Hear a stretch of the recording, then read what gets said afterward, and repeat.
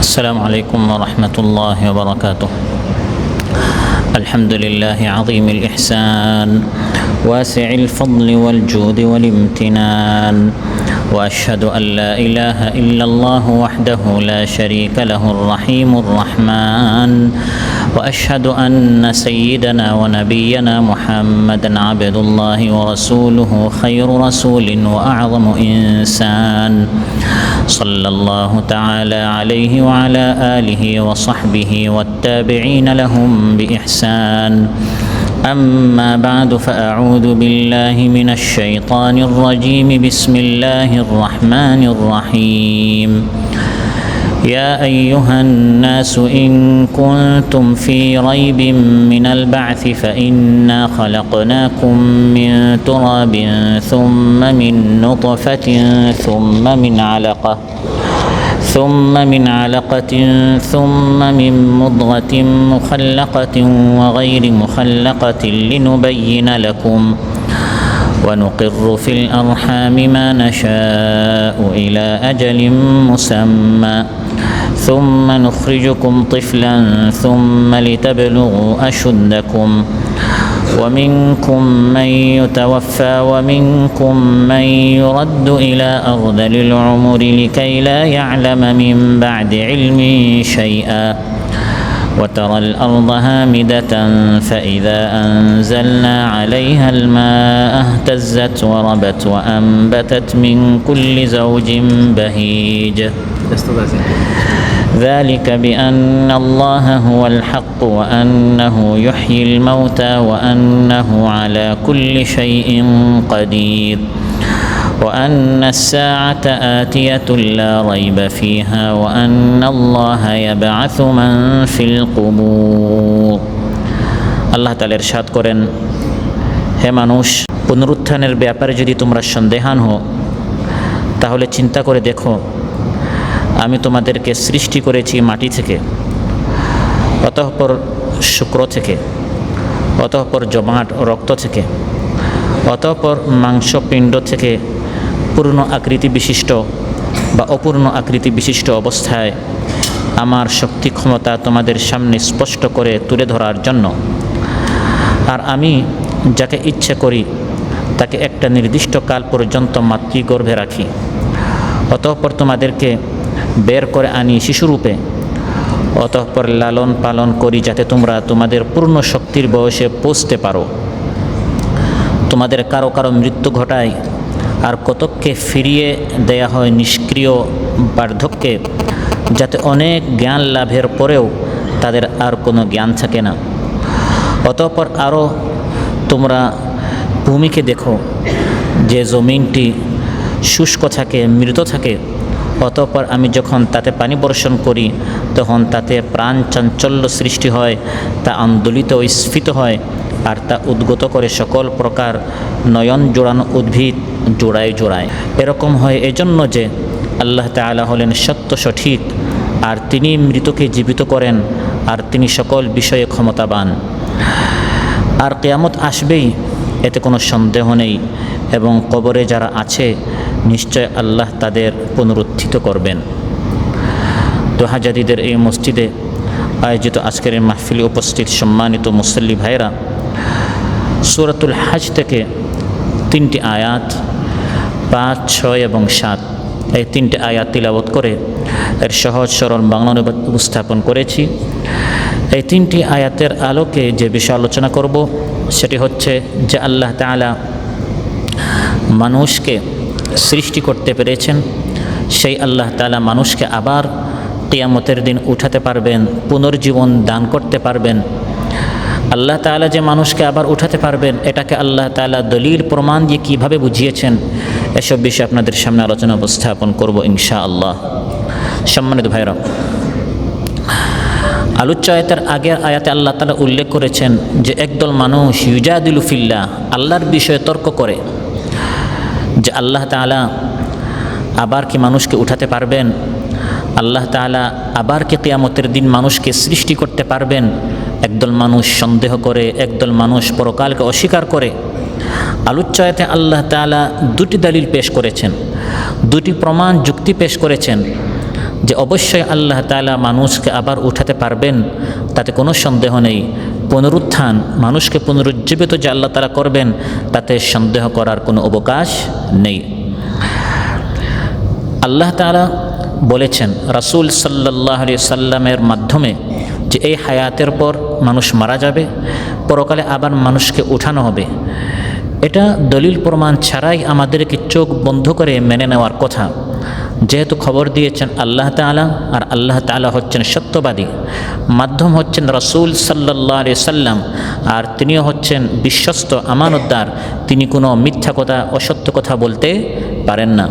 এত সত্ত্বেও কেউ যদি অস্বীকার করে বা সন্দেহ করে আদৌ কি আমরা মারা যাওয়ার পর আবার উঠতে পারি, এটা কি সম্ভব? বাবা, দাদা, পরদাদা, কত মানুষ মারা গেল, কাউকে আবার পুনরুত্থিত হতে দেখলাম না, আবার পুনরুজ্জীবিত হতে দেখলাম না। তাদের জন্য আল্লাহ তাআলা আলোচ্য আয়াতে দুটি দলিল, যুক্তি প্রমাণ পেশ করেছেন। এর মাধ্যমে যাদের আকল রয়েছে, বিবেক রয়েছে, তারা এটা স্পষ্টভাবে বুঝবে যে অবশ্যই আল্লাহ তাআলা মানুষকে আবার উঠাতে পারেন, আবার মানুষকে পুনর্জীবন দান করতে পারেন। দুটি যুক্তি হচ্ছে, এক নম্বর, মানুষ সৃষ্টির মাধ্যমে, যে বিষয়ে আমরা বিস্তারিত আলোচনা করব, যে আল্লাহ তাআলা প্রথমবার সৃষ্টি করতে পেরেছেন, তিনি অবশ্যই আবার মানুষকে দ্বিতীয়বার উঠাতে পারেন। এটি হচ্ছে প্রথম যুক্তি। প্রথমবার সৃষ্টি করা বেশি কঠিন। যে আল্লাহ তাআলা প্রথমবার সৃষ্টি করতে পারলেন, তিনি কি পরকালে মানুষকে পুনরুত্থিত করতে পারবেন না? যুক্তি বলে অবশ্যই আল্লাহ তাআলা পুনর্বার মানুষকে উঠাতে পারেন। দ্বিতীয় যুক্তি আল্লাহ তাআলা পেশ করেছেন শুষ্ক জমিনের মাধ্যমে। একটি জমিন যখন হলুদ হয়ে যায়, শুষ্ক হয়ে যায়, মারা যায়, আসমান থেকে পানি বর্ষণ করার মাধ্যমে এই জমিনটি আবার আন্দোলিত হয়, আবার এই জমিনটি স্ফীত হয়, আবার এর মধ্যে জীবন চাঞ্চল্য ফিরে আসে।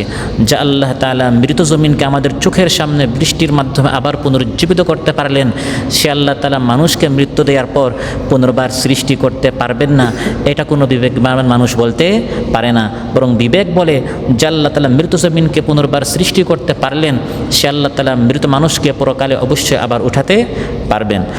অতএব এই আয়াতটিকে আল্লাহ তাআলা পুনরুত্থানের উপর, পরকালে যে আবার মানুষকে উঠানো হবে, এই বিষয়ে আল্লাহ তাআলা প্রমাণ পেশ করেছেন। প্রথম প্রমাণ হচ্ছে, যিনি প্রথমবার সৃষ্টি করতে সক্ষম, তার পক্ষে দ্বিতীয় সৃষ্টি করাটা, দ্বিতীয়বার মানুষকে জীবন দেয়াটা কঠিন হবে কি করে? প্রথম সৃষ্টি প্রমাণ করছে যে আল্লাহ তাআলা অবশ্যই দ্বিতীয়বার সৃষ্টি করতে সক্ষম না অক্ষম? সক্ষম। এই বিষয়ে কোরআন কারীমের বিভিন্ন আয়াত আল্লাহ তাআলা দলিল পেশ করেছেন। ওয়া হুয়াল্লাযী ইয়াবদাউল খালকা সুম্মা ইউঈদুহু ওয়া হুয়া আহওয়ানু আলাইহি ওয়া লাহুল মাসালুল আ'লা ফিস সামাওয়াতি ওয়াল আরদি ওয়া হুয়াল আজিজুল হাকীম।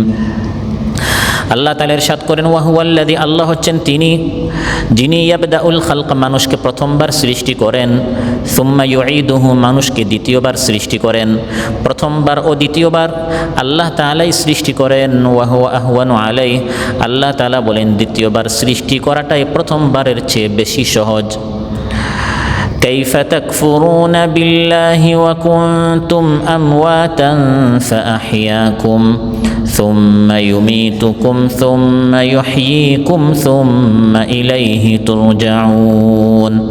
আল্লাহ তাআলা বলেন, তোমরা আল্লাহ তাআলাকে কিভাবে অস্বীকার করো, আল্লাহর ক্ষমতাকে তোমরা কিভাবে অস্বীকার করো? আল্লাহ তাআলা পরকালে তোমাদেরকে আবার উঠাতে পারবেন, তার এই ক্ষমতা, তার এই শক্তি কুদরতকে তোমরা কিভাবে অস্বীকার করো?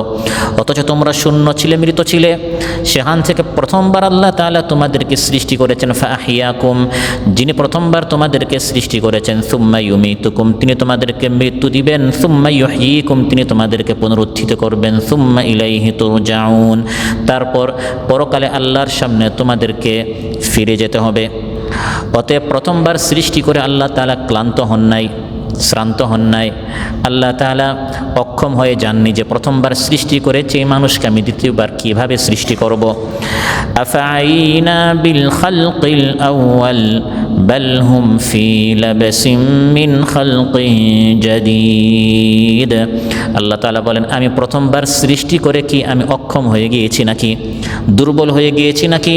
না, প্রথমবার সৃষ্টি করে আমি দুর্বল হয় নাই, কাফির মুশরিকরা এসে প্রশ্ন করত, হে মুহাম্মদ, একটা মানুষ যখন মারা যায়, কবরে যখন চলে যায়, তখন তার হাড়গুলো টুকরো টুকরো হয়ে যায়, চূর্ণ বিচূর্ণ হয়ে যায়, মাটির সাথে মিশে যাওয়া।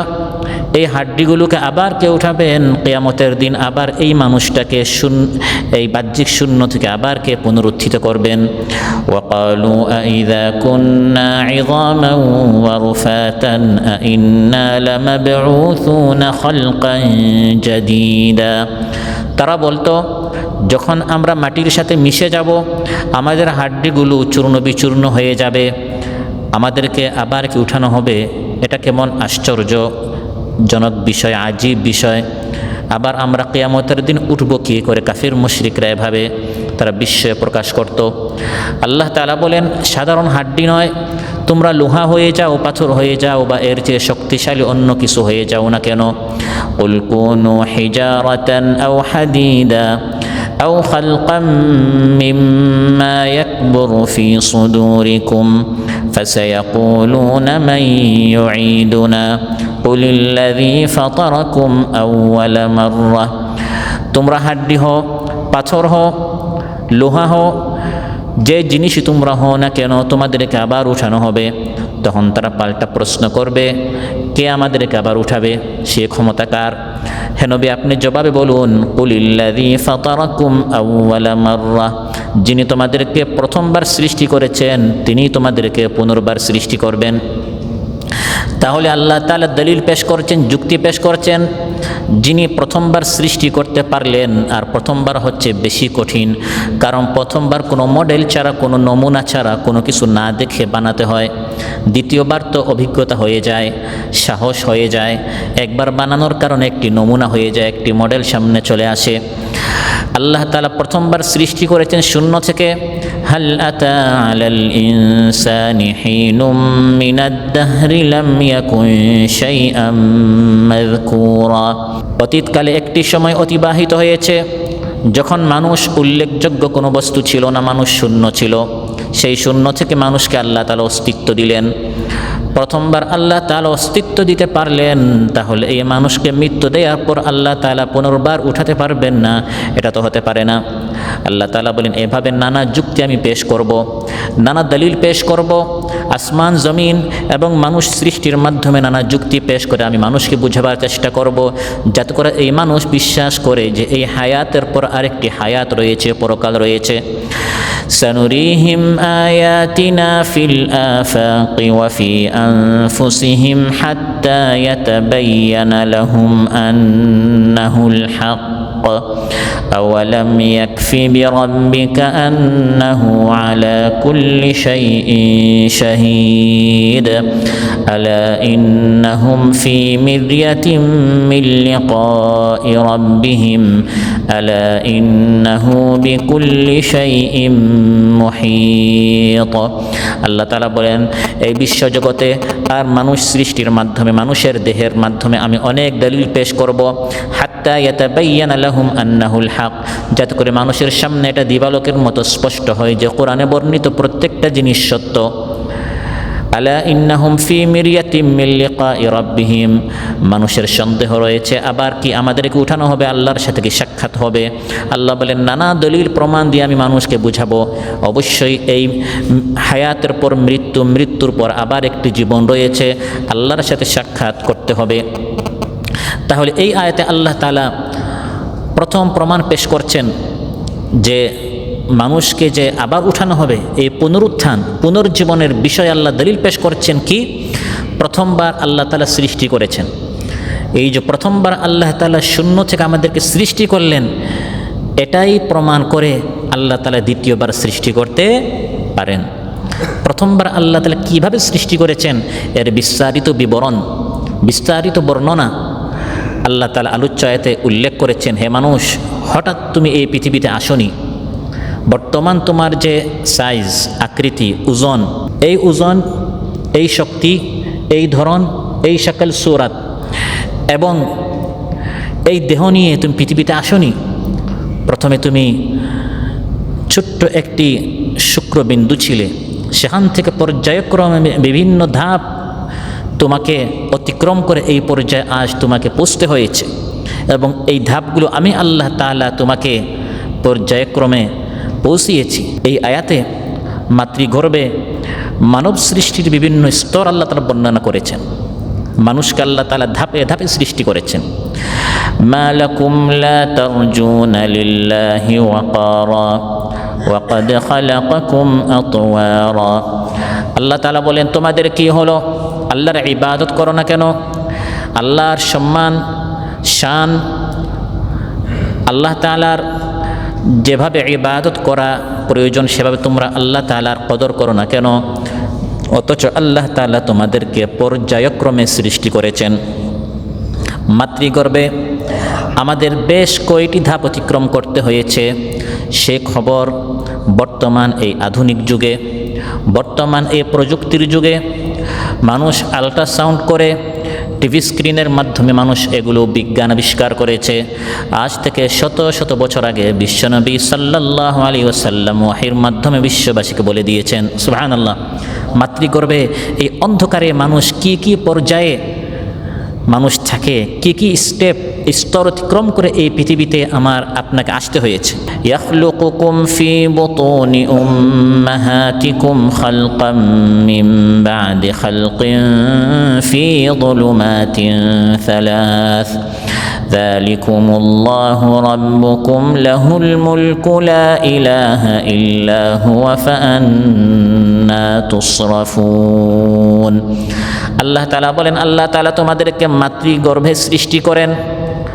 খালকাম মিন বা'দি খালকিন, এক ধাপের পর আরেক ধাপ, এক পর্যায়ের পর আরেক পর্যায়ক্রমে মাতৃগর্ভে আল্লাহ তাআলা তোমাদেরকে সৃষ্টি করেন। ফি যুলুমাতিন সালাস, ত্রিবিধ অন্ধকারে, তিনটি অন্ধকারে। একটি হচ্ছে মায়ের পেটের অন্ধকার, আরেকটি হচ্ছে গর্ভাশয়ের অন্ধকার, আরেকটি হচ্ছে ঝিল্লির অন্ধকার। সেই ঝিল্লি কি? সেই পাতলা আবরণ যাতে বাচ্চা জড়ানো থাকে। ত্রিবিধ অন্ধকারের ভিতরে আল্লাহ তাআলা বলেন, হে মানুষ, তোমাকে পর্যায়ে পর্যায়ে করে আমি আল্লাহ তাআলা পয়দা করেছি। যালিকুমুল্লাহু রাব্বুকুম, তিনি হচ্ছেন তোমার রব। লা ইলাহা ইল্লাহু, তিনি ছাড়া সত্য কোনো মাবুদ নেই। লাহুল মুলকু, আধিপত্য, মুলুকিয়ত সব আল্লাহ তাআলার, ক্ষমতা সব আল্লাহ তাআলার। ফাআন্না তুসরাফুন, সেই মহান রবকে ত্যাগ করে তোমরা ডানে বামে কোথায় যাচ্ছ, কার নিকট গিয়ে ফরিয়াদ করছো? আল্লাহ তাআলা আমাদেরকে কি কি ধাপে সৃষ্টি করেছেন? আল্লাহ তাআলা বলেন, ফাইন্না খালাকনাকুম মিন তুরাবিন সুম্মা মিন নুতফা। প্রথম ধাপ হচ্ছে আল্লাহ তাআলা আমাদেরকে সৃষ্টি করেছেন মাটি থেকে। প্রথম ধাপ হচ্ছে মাটি থেকে। দ্বিতীয় ধাপ হচ্ছে আল্লাহ বলেন সুম্মা মিন নুতফা, দ্বিতীয় ধাপ হচ্ছে শুক্রবিন্দু থেকে।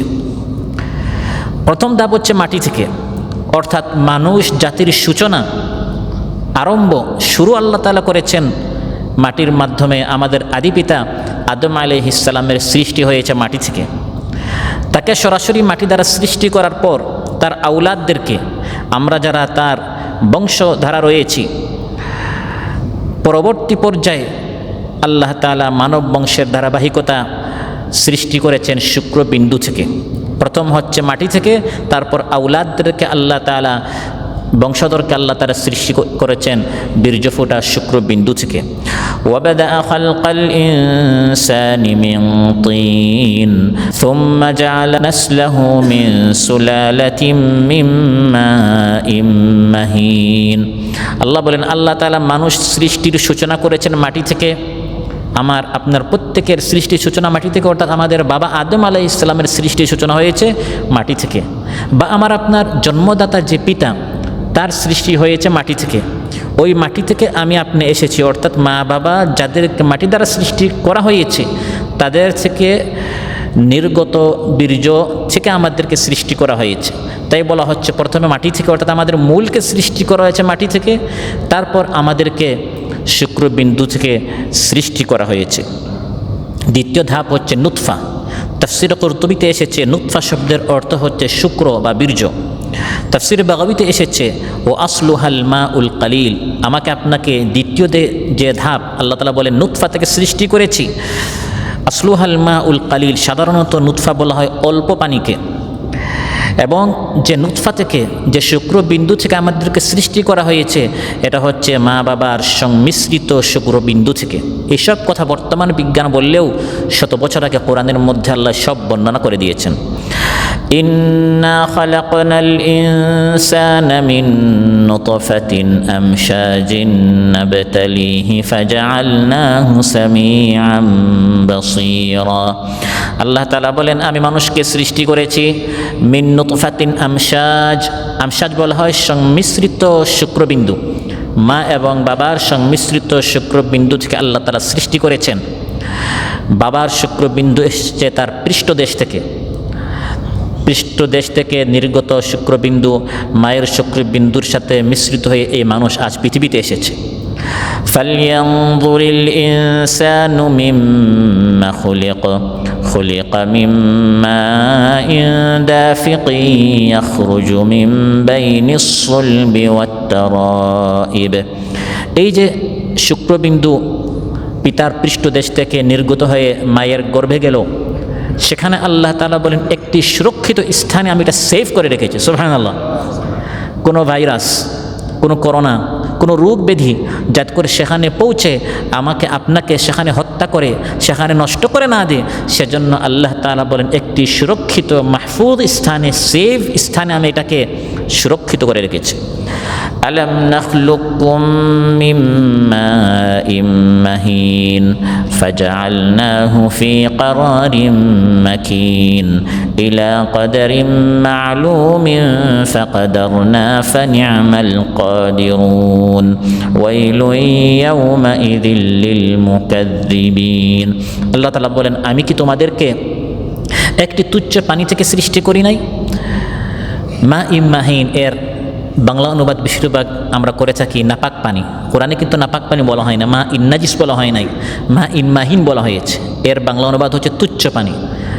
আমরা অনেক সময় বলে ফেলি যে আমাকে আপনাকে আল্লাহ তাআলা নাপাক পানি থেকে সৃষ্টি করেছেন। নাপাক বলা হয় না, তুচ্ছ পানি, মা ইন মাহিন, তুচ্ছ পানি, হীন পানি। ফাজআলনাহু ফি ক্বারারিন মাকিন, আল্লাহ বলেন এটাকে আমি সুরক্ষিত স্থানে রেখেছি।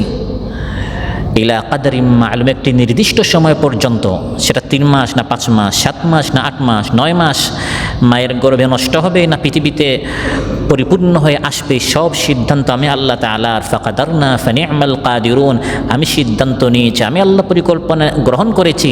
আমার পরিকল্পনা কতই না নিখুঁত, কতই না চমৎকার, কতই না সুন্দর। সুবহানাল্লাহ।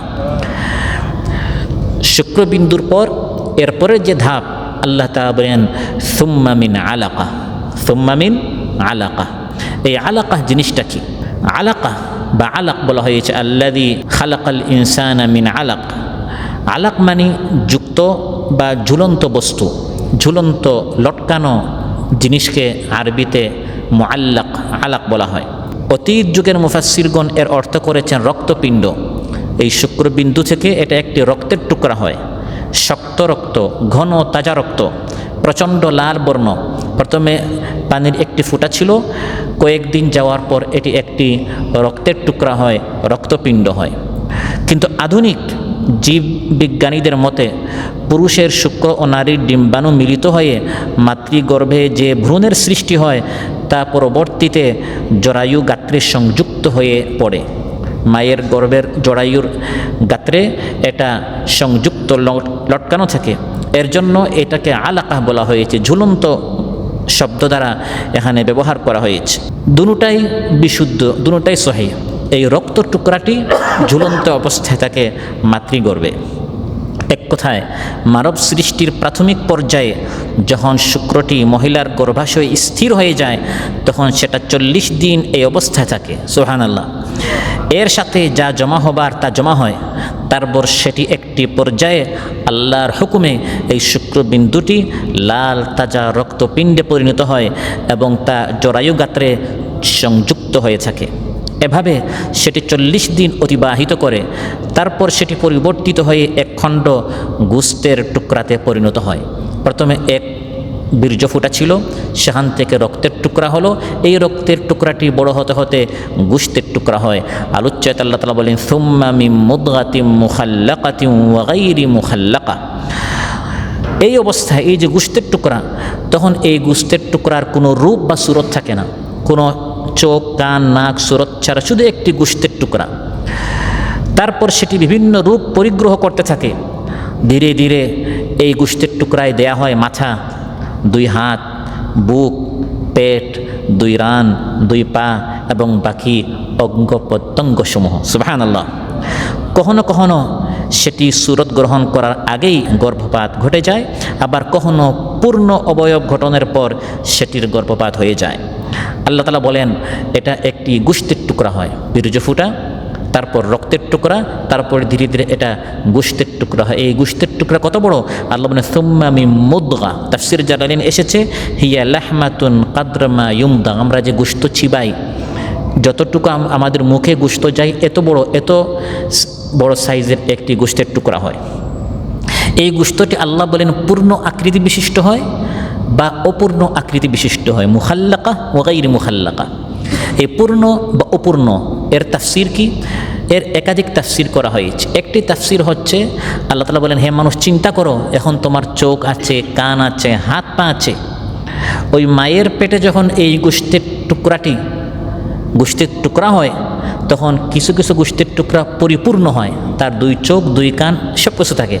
আবার কিছু কিছু শিশু ভ্রূণ মাতৃগর্ভে 2 চোখের মধ্যে 1 চোখ আছে কানা, বা 2 চোখই নেই, 2 হাতের মধ্যে 1 হাত আছে বা 2 হাত নেই, পঙ্গু অবস্থায়, অন্ধ অবস্থায়, এরকম অপূর্ণ অবস্থায় তারা পৃথিবীতে আসে। সেই তালিকায় তোমার নামও থাকতে পারত। সেই মাতৃগর্ভে এই সিদ্ধান্ত আমি আল্লাহ তাআলা নেই। কেউ মুখাল্লাক হয়, পূর্ণ আকৃতি বিশিষ্ট, সমস্ত অঙ্গ প্রত্যঙ্গ সুস্থ, সুঠাম, সুষম হয়। আবার ওয়াগাইরে মুখাল্লাক, অপূর্ণ, তার দৈহিক গঠন অসম থাকে, অপূর্ণ থাকে। আবার আরেক তাফসীর হচ্ছে পূর্ণ আকৃতি বলতে এমন ভ্রূণকে বোঝানো হয়েছে যার আকার আকৃতি পরিপূর্ণ স্পষ্ট, ফলে তার মধ্যে ফুঁক দেওয়া হয়, পৃথিবীতে আসে। আবার কিছু হচ্ছে এমন অপূর্ণ যে এর মধ্যে ফু দেয়াই হয় না, ওই মাতৃগর্ভেই এটা গর্ভচ্যুত হয়ে যায়, নষ্ট হয়ে যায়। তাফসীরে বাগাউই, ইবনে কাসীর এবং কুরতুবীতে এসেছে, ইবনে মাসউদ রাদিয়াল্লাহু আনহু বলেন, ইন্নান নুতফাতা ইযা ইসতাকাররাত ফির রাহিমি আখাযাহা মালাকুন বিকাফফিহি ওয়া ক্বালা আই রাব মুখাল্লাকা আও গায়রি মুখাল্লাকা। বীর্য যখন কয়েক স্তর অতিক্রম করে মাংসপিণ্ডে যখন পরিণত হয়, গোশতের একটি টুকরা যখন হয়, তখন ফিরিস্তা যাকে আল্লাহ দায়িত্ব দিয়েছেন তিনি আল্লাহকে জিজ্ঞাসা করেন, হে আল্লাহ, এই যে বীর্য ফুটা থেকে রক্তের টুকরা হলো, এখন গোশতের টুকরা হয়েছে, এই গোশতের টুকরা কি ভবিষ্যতে পরিপূর্ণ হবে না অপূর্ণ হবে? যদি আল্লাহ তাআলা বলেন গায়রা মুখাল্লাকা, হে ফিরিস্তা এটা অপূর্ণ, এটা পরিপূর্ণ হবে না, তখন গর্ভাশয়ে এই মাংসপিণ্ডকে, এই গোশতের টুকরাকে পাত করে দেয়া হয়, নষ্ট করে দেয়া হয় এবং তা সৃষ্টির অন্যান্য স্তর অতিক্রম করতে পারে না। সেই তালিকায় আমার আপনার নামও থাকতে পারত। আর যদি আল্লাহ ফিরিস্তাকে বলেন না মুখাল্লাকা, এটা পরিপূর্ণ হবে, তখন ফিরিস্তা জিজ্ঞাসা করে, আই রাব আযাকারুন আম উনসা, ছেলে না মেয়ে, শাকিয়ুন আম সাঈদ, এ তো বুঝলাম পরিপূর্ণ পৃথিবীতে আসবে, কিন্তু সে কি সৌভাগ্যবান না দুর্ভাগা হবে, নেককার হবে না বদকার হবে? আল্লাহকে জিজ্ঞাসা করে এবং সেই সময় এই বিষয়গুলো চূড়ান্ত হয়ে যায়। যখন আমি আপনি মায়ের পেটে মাত্র গোশতের টুকরা, তখন এই বিষয়গুলো চূড়ান্ত হয়ে যায়। এই বিষয়টি বুখারী মুসলিমের একটি হাদিসে আরও সুন্দর করে মহানবী সাল্লাল্লাহু আলাইহি ওয়াসাল্লাম বলেছেন, ক্বালা রাসূলুল্লাহ সাল্লাল্লাহু আলাইহি ওয়াসাল্লাম, ইন্না আহাদাকুম ইউজমাউ খালকুহু ফি বাতনি উম্মিহি 40 ইয়াওমান নুতফাতান সুম্মা ইয়াকুনু আলাকাতান মিসলা যালিকা সুম্মা ইয়াকুনু মুদগাতান মিসলা যালিক। রাসূল সাল্লাল্লাহু আলাইহি ওয়াসাল্লাম ইরশাদ করেন, তোমাদের প্রত্যেকের 40 দিন পর্যন্ত গর্ভাশয়ে সঞ্চিত করা হয়ে থাকে একটি বীর্য ফুটা আকারে। বীর্য ফুটা আকারে তোমরা প্রত্যেকেই মাতৃগর্ভে 40 দিন ছিলে। তারপর 40 দিন তোমরা ঝুলন্ত রক্তের পিণ্ড হিসাবে ছিলে। তারপর 40 দিন মহানবী সাল্লাল্লাহু আলাইহি ওয়াসাল্লাম বলেন তোমরা প্রত্যেকেই গোশতের টুকরা ছিলে। তাহলে আমরা 40 দিন ছিলাম বীর্য ফুটা, তারপর 40 দিন ছিলাম রক্তের টুকরা, জমাট রক্ত, তারপর 40 দিন আমরা ছিলাম গোশতের টুকরা। 3 40 কত হয়? 120, 4 মাস। 4 মাস যখন পূর্ণ হয়, সুম্মা ইউরসালু ইলাইহিল মালাক, আল্লাহ ফেরেশতাকে পাঠান, ফায়ানফুখ ফীহি রূহ, ফেরেশতা এসে ফু মারেন। যদি এই গোশতের টুকরাটি মুখাল্লাকা পরিপূর্ণ হওয়ার সিদ্ধান্ত হয়ে থাকে, আর যদি নষ্ট হওয়ার তাহলে তখনই নষ্ট হয়ে যায়। এবং ফেরেশতা এসে আল্লাহর নির্দেশে 4টি বিষয় তখনই, যখন এই বাচ্চার বয়স, ভ্রূণের বয়স মাত্র 43, 120 দিন, 4 মাস, তখনই ফেরেশতা 4টি জিনিস চূড়ান্ত করে ফেলেন। আজালিহি, তার বয়স 30 বছর না 50 বছর না 60 বছর না 80 বছর, ওই সময় ফেরেশতা লিখে ফেলেন। ওয়ারিজক, এবং রিজেক, কখন কোথায় কীভাবে আপনার রিজেক, কাতারে না ইউরোপে, আমেরিকায় না দেশে, বেতন কত হবে, কোথায় কাজ করবেন, কয়দিন কাজ ছাড়া থাকবেন, কোথায় কাজ করে বেতন পাবেন না, সব কিছু তখনই চূড়ান্ত হয়ে গেছে। ও আমাল, এবং আপনার আমল, কী কাজ করবেন, ও শাকিয়ুন আও সাঈদ, এবং পরিণামের দিক দিয়ে আপনি সৌভাগ্যবান না দুর্ভাগ্য হবেন, এগুলো তখনই চূড়ান্ত হয়ে যায়। ইন্নাল্লাহা ইনদাহু ইলমুস সাআতি ওয়া ইউনাজ্জিলুল গায়থা ওয়া ইয়া'লামু মা ফিল আরহাম ওয়া মা তাদরি নাফসুম মাযা তাকসিবু গাদা ওয়া মা তাদরি নাফসুম বিআইয়ি আরদিন তামুত ইন্নাল্লাহা আলিমুন খাবীর। আল্লাহ তাআলা বলেন, নিশ্চয় এই 5টা জিনিসের জ্ঞান শুধু আল্লাহর নিকট আছে। কিয়ামত কখন হবে, বৃষ্টি কখন কোথায় কতটুকু বর্ষিত হবে, এবং মাতৃগর্ভে কি আছে, ছেলে না মেয়ে, সৌভাগ্যবান না দুর্ভাগা, এগুলি সব আল্লাহই জানেন। এবং কেউ জানে না সে কোথায় মারা যাবে, কেউ জানে না সে আগামীতে কেউ উপার্জন করবে, এগুলি সব আল্লাহ জানেন। এবং যখন আপনার বয়স 4 মাস ছিল, তখনই সব চূড়ান্ত হয়ে গেছে। তাহলে মাতৃগর্ভে যে ভ্রূণ থাকে, আল্লাহ তাআলা বলেন এটি 2 ধরনের। একটি হচ্ছে যেটা পূর্ণতা লাভ করে, আরেকটি হচ্ছে যেটা পূর্ণতা লাভ করে না। মুখাল্লাকা ওয়া গায়রি মুখাল্লাকাতিন লিনুবাইয়িনা লাকুম। এখন আল্লাহ তাআলা বায়ান করছেন, যে ভ্রূণটি পরিপূর্ণতা লাভ করে, ভবিষ্যতে সে পরিপূর্ণ বয়স পাবে, সে আর কি কি পর্যায় অতিক্রম করে। আল্লাহ তাআলা বলেন, ফাখালাকনাল মুদগাতা ইযামান ফাকাসাউনাল ইযামা লাহমা। আল মুদগা, যেটা মুদগা মুখাল্লাকা, যে গোশতের টুকরা মায়ের গর্ভে নষ্ট হওয়ার নয়, বরং পৃথিবীতে আসার গোশতের টুকরা থেকে আমি আল্লাহ তাআলা এটাকে হাড্ডির টুকরা বানাই। ফাকাসাউনাল ইযামা লাহমা, তারপর এই যে অস্থির টুকরা, হাড্ডির টুকরা, এটার উপরে সুন্দর করে আমি গোশতের ছাউনি, গোশত দ্বারা আমি এটা সুন্দর করে ঢেকে দেই, আবৃত করি। এই পর্যায়গুলো এখন আল্লাহ তাআলা আমাদের সামনে বায়ান করেছেন কোরআনে কারিমে। বলে দিচ্ছেন যে অতীত জামানায় এক সময় এই পর্যায়গুলো আমি আপনি অতিক্রম করেছি। কেন আমাদেরকে বলে দিচ্ছেন? আল্লাহ তাআলা বলেন, লিনুবাইয়িনা লাকুম, এভাবে তোমাদের সামনে বর্ণনা করছি, এভাবে আমি আমার সৃষ্টি শক্তির নিপুণতা, মহিমা তোমাদের জন্য প্রকাশ করি। মানুষ জানো আমি আল্লাহ তাআলা কত শক্তিশালী, আর তুমি কত দুর্বল। মাতৃগর্ভে তুমি কত দুর্বল ছিলে, সেখানে আমি চাইলে তোমাকে নষ্ট করে দিতে পারতাম। সেখান থেকে তুমি পৃথিবীতে আসার কোনো আলো তুমি দেখতে পারতে না, তুমি এই পৃথিবীতে আসতে পারতে না। কিন্তু আমি আল্লাহ তাআলা দয়া করে তোমাকে এক একটি ধাপ পর্যায় অতিক্রম করিয়ে এই পর্যায় পর্যন্ত আমি তোমাকে পৌঁছে দিয়েছি। লিনুবাইয়িনা লাকুম, তোমার সেই আগের ইতিহাস পর্যায়গুলো আমি তোমার সামনে বায়ান করছি। তাফসীরে জালালাইনে এসেছে, লিনুবাইয়িনা লাকুম কামাল কুদরাতিনা লিতাস্তাদিল্লু বিহা ফি ইবতিদাইল খালকি আলা ইআদাতি। এভাবে আমি তোমাদের সামনে বায়ান করছি আমি আল্লাহ তাআলার কুদরত কত কামিল, কত শক্তিশালী, কত পরিপূর্ণ শক্তির অধিকার আমি আল্লাহ তাআলা তোমাদেরকে শূন্য থেকে কিভাবে সৃষ্টি করেছি। এর মাধ্যমে তোমরা প্রমাণিত করবে যে আমি আল্লাহ তাআলা যেভাবে তোমাদেরকে শূন্য থেকে সৃষ্টি করতে পেরেছি, আবার তোমাদেরকে আমি পুনরুত্থিত করতে পারবো, পরকালে আখিরাতে আমি তোমাদেরকে আবার উঠাতে পারবো। এই বিষয়টা বোঝানোর জন্য আমি তোমাদের সামনে বায়ান করছি যে শূন্য থেকে আমি তোমাদেরকে কিভাবে সৃষ্টি করেছি। যে সন্তানকে, যে ভ্রূণকে মাতৃগর্ভে গর্ভচ্যুত করা হয় না, নষ্ট করা হয় না, এই সন্তানটি, এই ভ্রূণটি মাতৃগর্ভে সে কতদিন থাকে?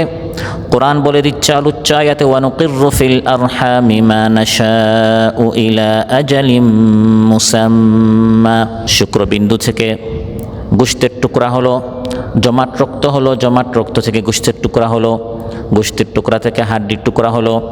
এভাবে আমি আল্লাহ তাআলা এই ভ্রূণকে মাতৃগর্ভে, যে ভ্রূণকে আমি চাই মাতৃগর্ভে নির্দিষ্ট একটি সময় পর্যন্ত আমি তাকে সেখানে স্থির রাখি, যাকে আমি আল্লাহ তাআলা চাই, অর্থাৎ যাকে আমি চাই সে পৃথিবীতে আসুক, তাকে আমি মাতৃগর্ভে স্থির রাখি। আবার অন্য ভ্রূণকে আমি চাই না যে সে পৃথিবীতে আসুক, আমি তাকে মাতৃগর্ভে স্থির না করে আমি তাকে নষ্ট করে দেই। মাতৃগর্ভেই সে গর্ভচ্যুত হয়ে যায়, সেখান থেকে সে নষ্ট হয়ে যায়। আল্লাহ তাআলা চাইলে আমার আপনার নাম সেই তালিকায় রাখতে পারতেন, পৃথিবীর আলো বাতাস আমরা দেখতাম না। আল্লাহ তাআলা বলেন মা নাশাউ, যে ভ্রূণকে আমি চাই, সিদ্ধান্ত এককভাবে কার? আল্লাহ তাআলার। আমি আল্লাহ তাআলা যে ভ্রূণের ক্ষেত্রে আমার সিদ্ধান্ত ফিল আরহাম, আমি মাতৃ গর্ভে নুকির, আমি তাকে স্থির রাখি, সযত্নে আমি তার লালন পালন করি, এক একটি পর্যায়ে সে অতিক্রম করে ইলা আজালি মুসাম্মা, একটি নির্দিষ্ট সময় পর্যন্ত। তাফসীরে যা লাইনে এসেছে যে মাতৃগর্ভে আল্লাহ তাআলা এই সন্তানকে কতদিন পর্যন্ত রাখেন? ইলা ওয়াক্তি খুরুজিহি, তার বের হওয়ার সময় পর্যন্ত। আয় মুদ্দাতাল হামলি, মাতৃগর্ভে মা যতদিন পর্যন্ত তার পেটে রাখার কথা, এই গর্ভে ধারণের পুরা সময়টা আমি আল্লাহ তাআলা তাকে সেভ করে রাখি। কারো জন্য 7 মাস, কারো জন্য 8 মাস, কারো জন্য 9 মাস, কারো জন্য 10 মাস, যদিও সাধারণত 9 মাস, কিন্তু আল্লাহ তাআলা কোরআনের মধ্যে বলে দিয়েছেন যে এটা কম বেশি হয়, বাড়ে কমে, কার ক্ষেত্রে বাড়বে কার ক্ষেত্রে কমবে, এই সব বিষয়ে শুধু সিদ্ধান্ত এককভাবে আল্লাহ তাআলার। এই মাতৃগর্ভে যখন এই ভ্রূণ থাকে, তখন এই ভ্রূণের শাকল, আকৃতি, শারীরিক গঠন, সূরাত, ডিজাইন সেখানেই চূড়ান্ত হয়ে যায়। কোরআন বলছে হুয়াল্লাযী ইউসাউয়িরুকুম ফিল আরহামি কাইফা ইয়াশা লা ইলাহা ইল্লা হুয়াল আজিজুল হাকীম। হুয়াল্লাযী ইউসাউয়িরুকুম ফিল আরহামি কাইফা ইয়াশা, তিনি হচ্ছেন আল্লাহ তাআলা, তিনি যেভাবে চান মাতৃগর্ভে তোমাদেরকে ডিজাইন দেন।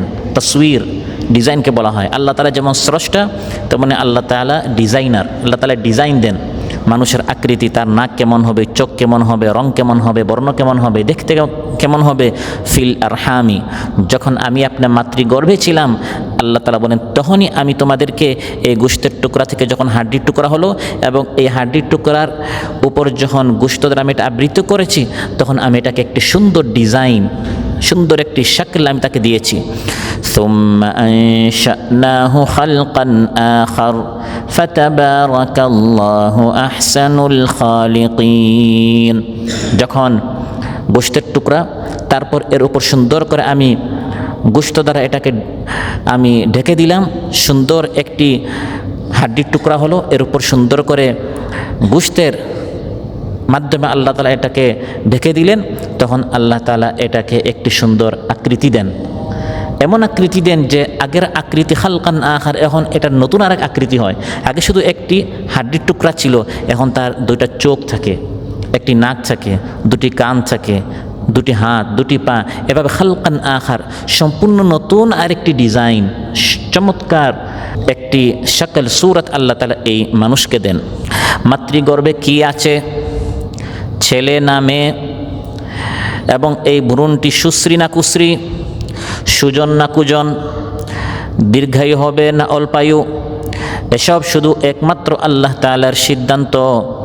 আল্লাহু ইয়ালামু মা তাহমিলু কুল্লু উনসা ওয়া মা তাগীদুল আরহাম ওয়া মা তাজদাদ। আল্লাহু ইয়ালাম, আল্লাহ বলেন শুধু আল্লাহই জানেন, মা তাহমিলু কুল্লু উনসা, প্রত্যেক মহিলা তার গর্ভে সে কী ধারণ করছে, ওয়ামা তাগীদুল আরহাম ওয়ামা তাজদাদ, এবং মাতৃগর্ভে যা বাড়ে যা কমে এটা শুধু আল্লাহ তাআলা জানেন। মাতৃগর্ভে বাড়ে কমে সেটা কি? গর্ভের সময়কাল, যা সাধারণত 9 মাস হয়ে থাকে, কারো ক্ষেত্রে 7 মাস, কারো ক্ষেত্রে 8 মাস, 7.5, 8.5, 9.5, 9.25, 9.5, 10 মাস পর্যন্ত পৌঁছে যায়। তাগীদুল আরহাম ওয়া তাজদাদ, মাতৃগর্ভের সময় কখনো বাড়ে কখনো কমে, আল্লাহ তাআলা এটা শুধু আল্লাহ তাআলা জানেন, তার সিদ্ধান্ত। মায়ের গর্ভাশয়ে ভ্রূণের অঙ্গ প্রত্যঙ্গ, শক্তি সামর্থ্য, যোগ্যতা ও মানসিক ক্ষমতার যাবতীয় হ্রাস বৃদ্ধি আল্লাহ তাআলার সরাসরি তত্ত্বাবধানে সাধিত হয়।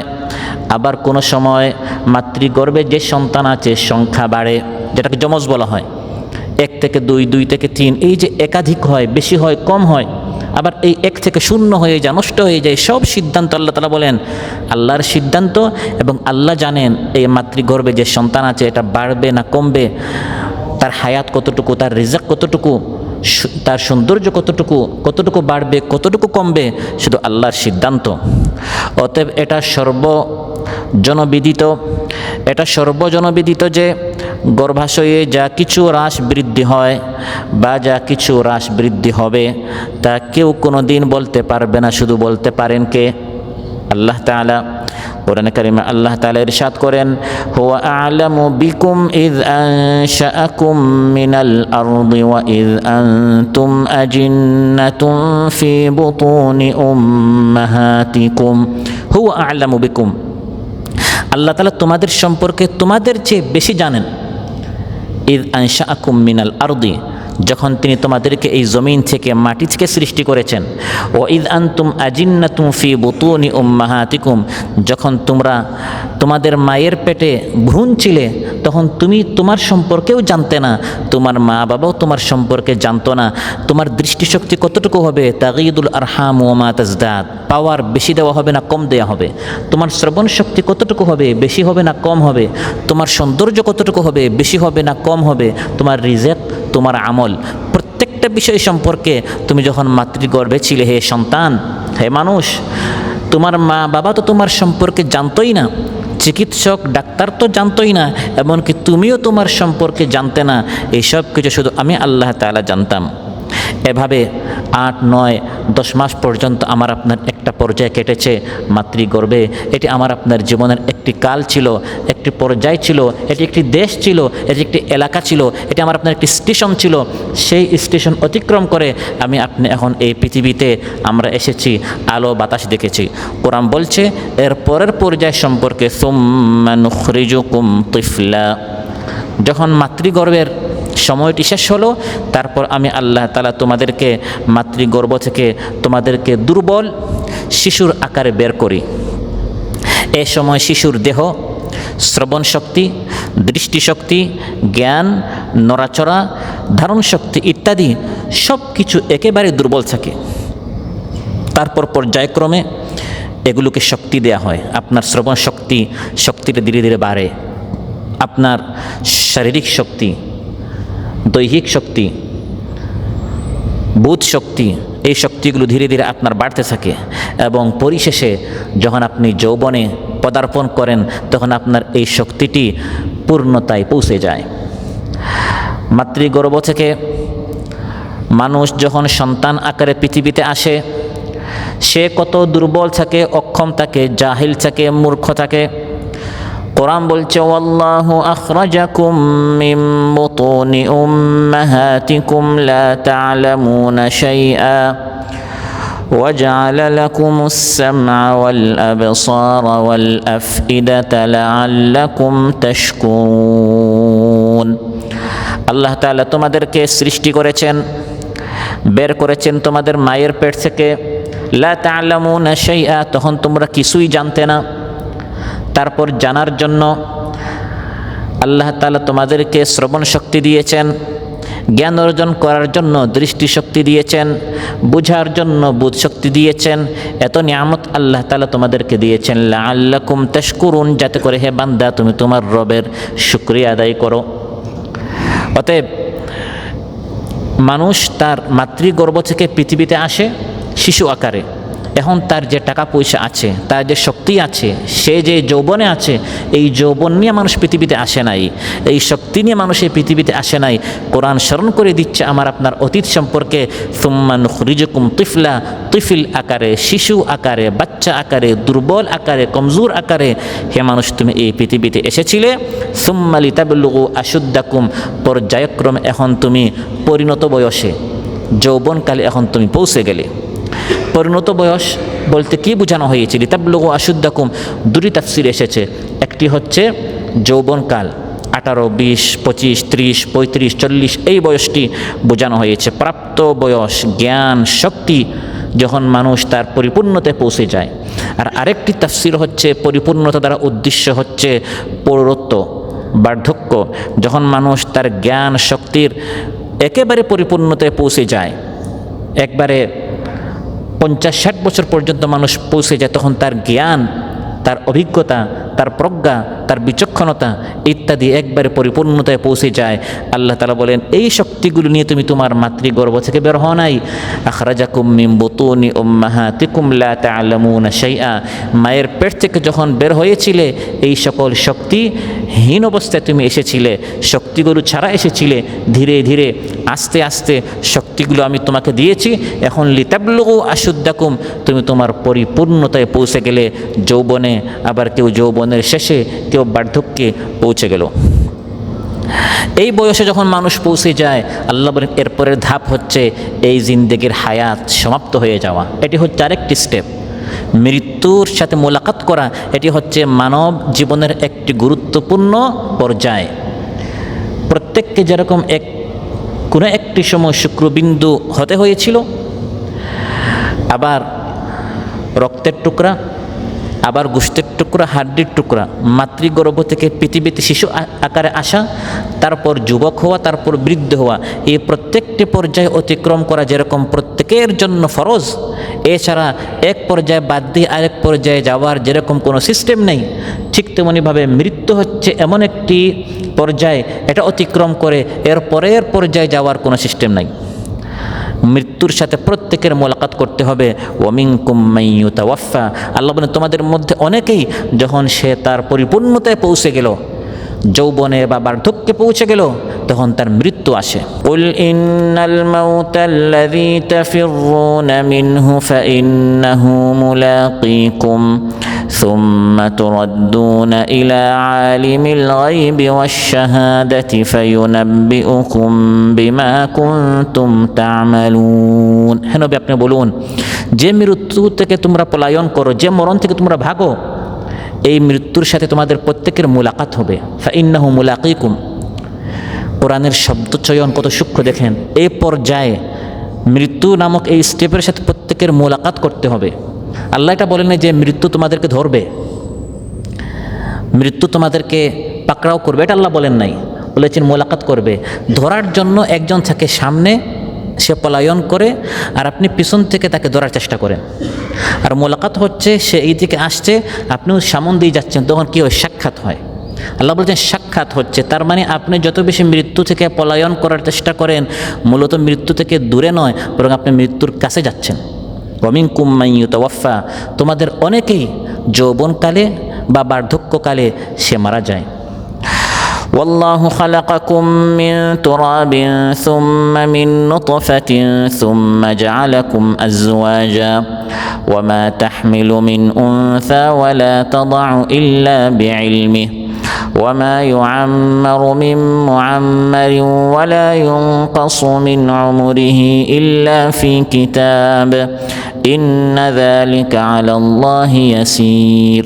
আপনার মৃত্যু কখন আসবে এটা আল্লাহ তাআলা বলে দিচ্ছেন। আপনি মৃত্যুর সাথে মোলাকাত করবেন কোন বয়সে? 30 না 40, 50 না 60?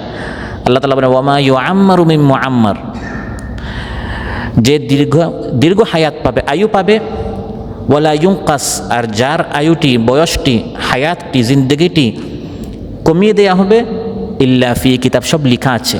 আপনার মৃত্যু কখন আসবে, যৌবনকালে না বার্ধক্যকালে, এটি সব লেখা আছে। সেই সিদ্ধান্তের আলোকে যেটা আপনার ভাগ্যে লেখা আছে, তখন মৃত্যু আসবে।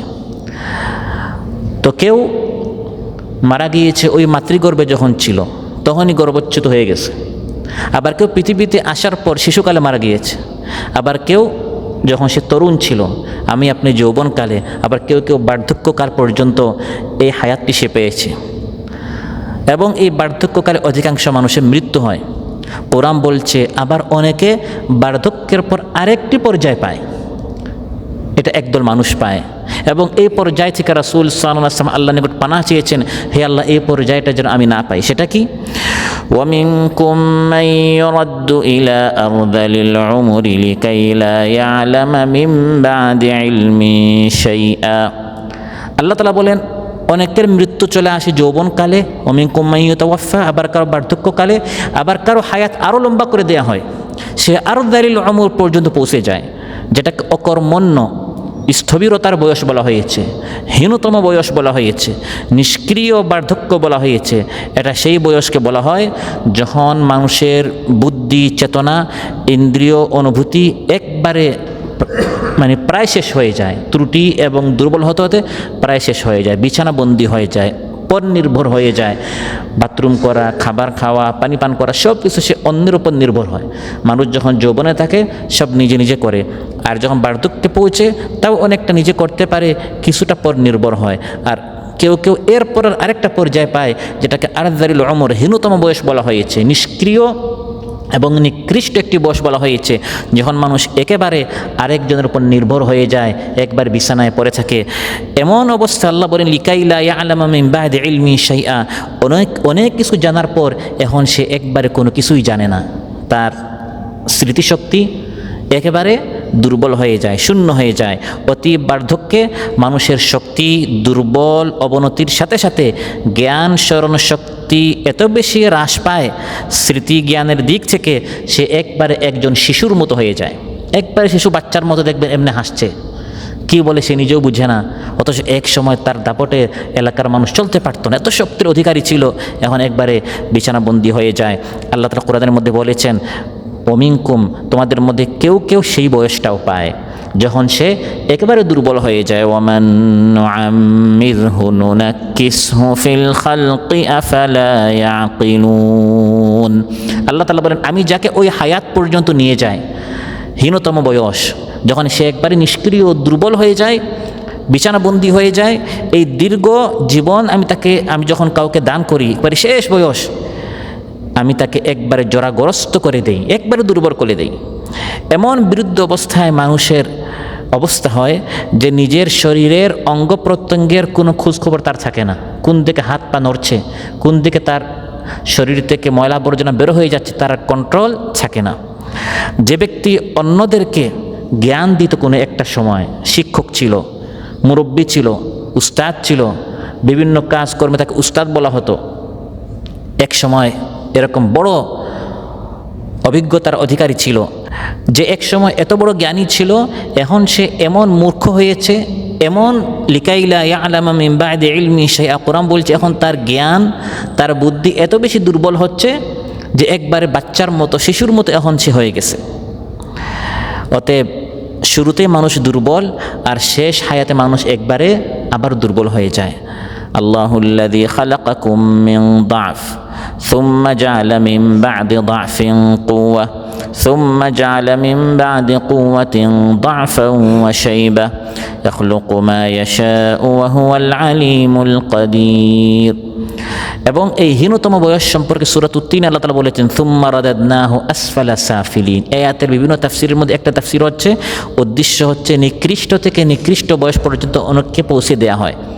আসফালা সাফিলিন, দুর্বল থেকে দুর্বল, নিকৃষ্ট থেকে নিকৃষ্ট, কমজোর থেকে কমজোর, একবারে চলতে পারে না, একবারে হাঁটতে পারে না, হীন থেকে হীন, সবচেয়ে নিম্ন স্তরের হায়াত আমি তাকে ফিরিয়ে দেই। এই হীনতম নিকৃষ্ট হায়াত থেকে, এই বয়স থেকে বাঁচার উপায় কি? একটি হচ্ছে কোরআনওয়ালা হওয়া, একটি হচ্ছে কোরআনওয়ালা হওয়া।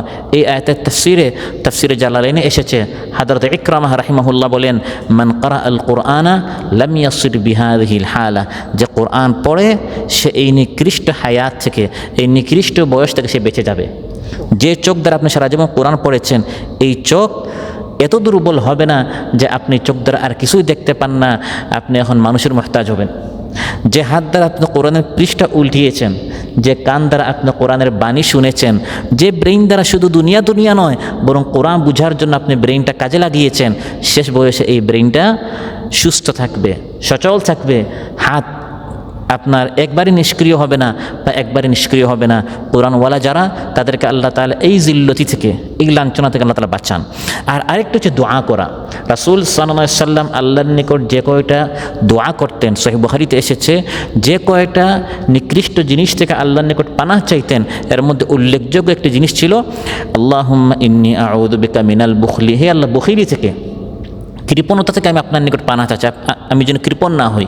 ওয়া আউযু বিকা মিনাল জুবনি, কাপুরুষতা থেকে আমি যেন কাপুরুষ, দুর্বল এবং হীনমন্যতায় আমি যেন না ভুগি।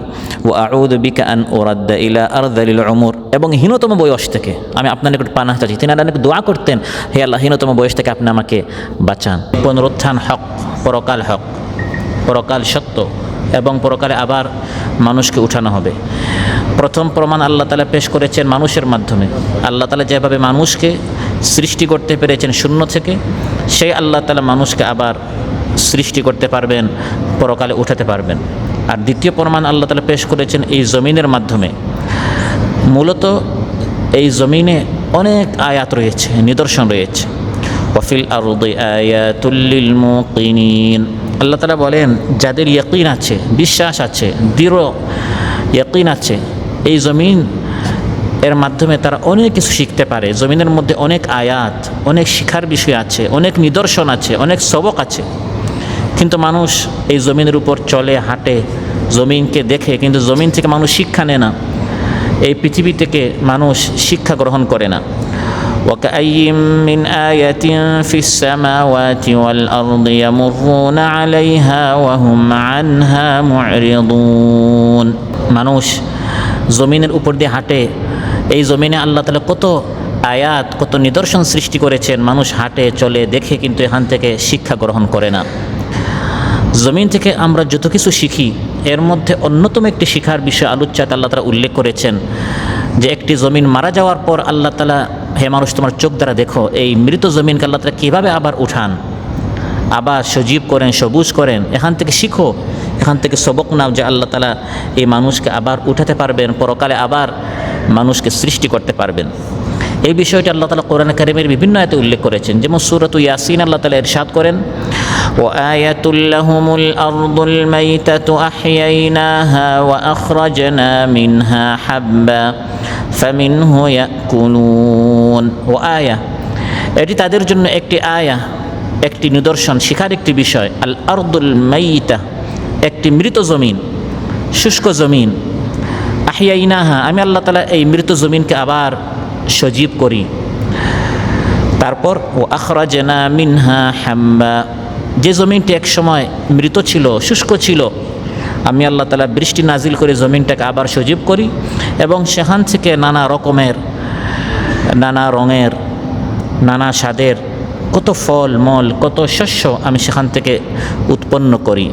ফামিনহু ইয়াকুলুন, যে মৃত জমিনে কিছুই ছিল না, সেই মৃত জমিন থেকে আমি এমন ধরনের জিনিস উৎপন্ন করলাম, শস্য উৎপন্ন করলাম, ফলমূল উৎপন্ন করলাম।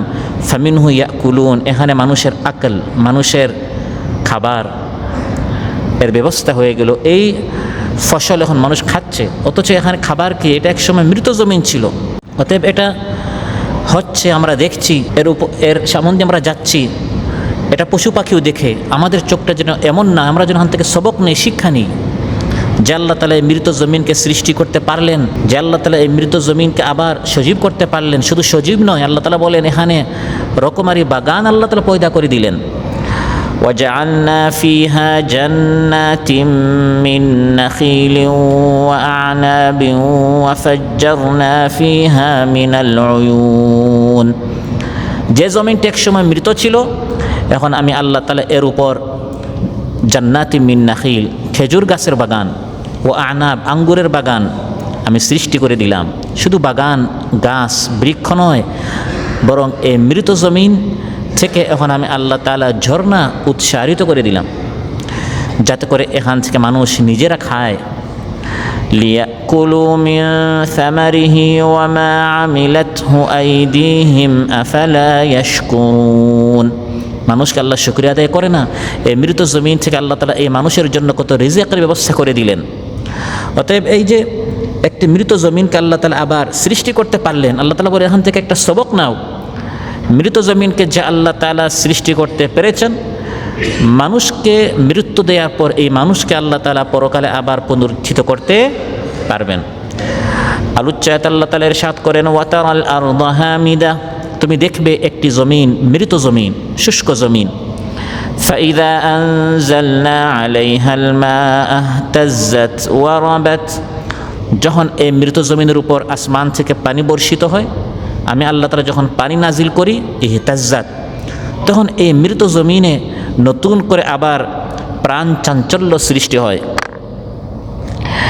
একটি জমিন যখন মারা যায়, পানি নাজিল হওয়ার কারণে, যেহেতু পানির অপর নাম হচ্ছে জীবন, পানির অপর নাম হচ্ছে জীবন, এই মৃত জমিন আবার জীবিত হলো, তাতে প্রাণ চাঞ্চল্য সৃষ্টি হলো। সবুজ হলো, শস্য হলো, শ্যামল হলো, আন্দোলিত হলো, স্ফীত হলো, নতুন করে এর মধ্যে জীবন চাঞ্চল্য সৃষ্টি হলো। وأنبتت من كل زوج بهيج, এক সময় জমিনটি হলুদ ছিল, শুকনা ছিল, মৃত ছিল। আল্লাহ তাআলা বলেন আল্লাহর কুদরতে পানি নাজিল হওয়ার কারণে মিন কুল্লি জাওজিম বাহিজ, যেখানে উদ্গত হলো, উৎপন্ন হলো সকল প্রকারের নয়নবিরাম, চোখ জুড়ে যায় সুদৃশ্য নানা ধরনের ফল মল উদ্ভিদ আল্লাহ তাআলা এখান থেকে সৃষ্টি করে দিলেন। সুবহানাল্লাহ। অতএব যেভাবে আল্লাহ তাআলা যে জমিনে কোনো প্রাণের স্পন্দন নেই, কোনো উদ্ভিদ দেখা যায় না, তারপর আল্লাহ তাআলা এই জমিনে পানি নাজিল করে বৃষ্টি অবতীর্ণ করে আল্লাহ তাআলা জীবন উন্মেষ ঘটান, সেভাবে আল্লাহ তাআলার পক্ষে পুনরুত্থান ঘটানো, পরকালে মানুষকে আবার সৃষ্টি করা আল্লাহর পক্ষে এটা সম্ভব। এই আয়াতে আল্লাহ তাআলা পরকাল যে হবে এর সপক্ষে দুটি আল্লাহ তাআলা যুক্তি পেশ করেছেন, প্রমাণ পেশ করেছেন। প্রথম প্রমাণ সেটা হচ্ছে মানব সৃষ্টির মাধ্যমে, যে আল্লাহ তাআলা মানুষকে যেভাবে শূন্য থেকে সৃষ্টি করেছেন, শুক্রবিন্দু থেকে, তারপর জমাট রক্ত হলো, হাড্ডি হলো, গোশতপিণ্ড হলো, হাড্ডিপিণ্ড হলো, হাড্ডির টুকরা হলো, এভাবে আল্লাহ তাআলা মানুষকে যেভাবে শূন্য থেকে সৃষ্টি করেছেন, সেভাবে আল্লাহ তাআলা এই মানুষকে মৃত্যু দেওয়ার পর পরকালে আবার উঠাবেন। আর দ্বিতীয় প্রমাণ হচ্ছে মৃত জমিন। একটি জমিন যখন মারা যায়, হলুদ হয়ে যায়, আল্লাহ তাআলা পানি নাজিল করে যেরকম এই জমিনকে আবার সবুজ করেন, শ্যামল করেন, সুন্দর করেন, ঠিক তেমনিভাবে আল্লাহ তাআলা এক মানুষকে মৃত্যু দেওয়ার পর মানুষকে আল্লাহ তাআলা আবার পরকালে পুনরুত্থিত করতে পারেন। মানব সৃষ্টি আর জমিনকে শুকিয়ে যাওয়ার পর সবুজ হয়ে যাওয়া, এই দুটি প্রমাণ উল্লেখ করার পর আল্লাহ তাআলা এর মাধ্যমে 5টি জিনিস প্রমাণিত করেছেন। পরের দুটি আয়াতে আল্লাহ তাআলা এর মাধ্যমে 5টি জিনিস উল্লেখ করছেন, যে মানব সৃষ্টি আর জমিন মৃত হওয়ার পর পুনরুজ্জীবিত হওয়ার মাধ্যমে 5টি জিনিস প্রমাণিত হয়েছে। প্রথম জিনিস, যালিকা বিআন্নাল্লাহা হুয়াল হক, প্রথম জিনিস প্রমাণিত হয়েছে এই দুটি জিনিসের মাধ্যমে, যে আল্লাহ তাআলা হচ্ছেন সত্য মাবুদ, আল্লাহ তাআলা হচ্ছেন সত্য মাবুদ। এটা কিভাবে প্রমাণিত হলো?